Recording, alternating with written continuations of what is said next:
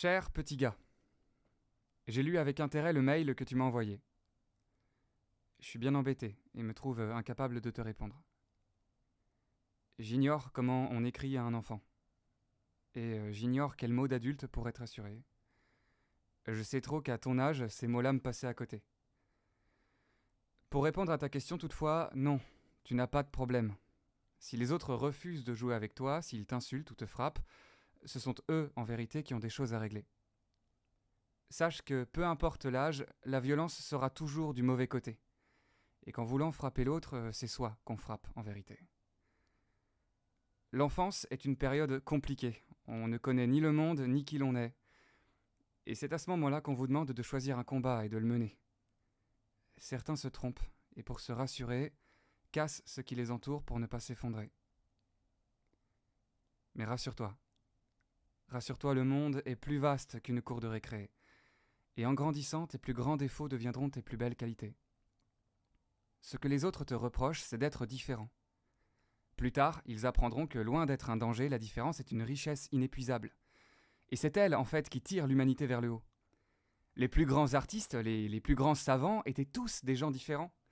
Copernic était traité d'hérétique, Einstein de savant fou, Sand de créature bizarre. Et tout comme toi, ils ont eu à choisir d'être qui ils étaient ou de changer.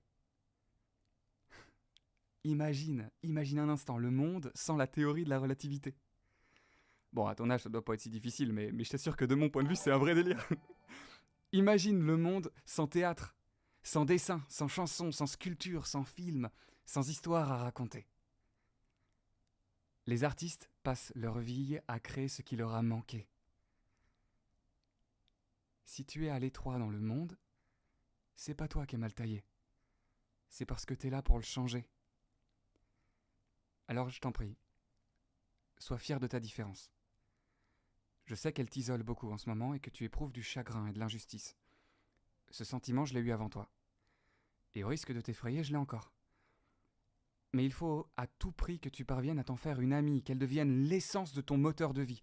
Et les jours où tu douteras, les jours où ce sera difficile, où tu perdras la force de marcher tout droit, répète ces vers de Baudelaire.